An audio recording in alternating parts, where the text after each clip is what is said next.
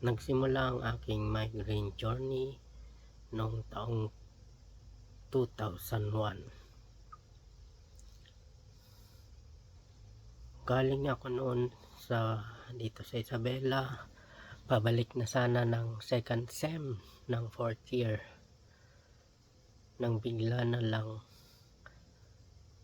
may kakaiba akong naramdaman.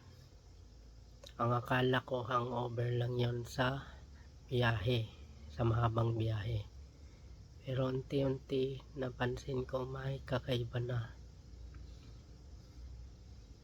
Kaya tinawag ko kagad ang aking mga magulang at una kong pina-check up sa ENT, kasi ang akala baka sa sinusitis o sa tenga, pero wala.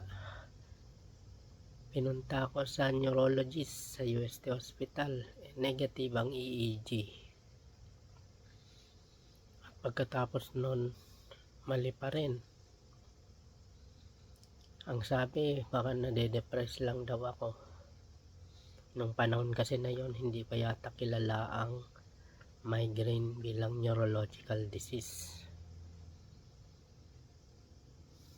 Kaya yon, na-frustrate ako, huminto muna ako pansamantala sa pag-aaral. At yun na nga, hanggang ngayon, after 24 years, meron pa rin itong sakit na ito.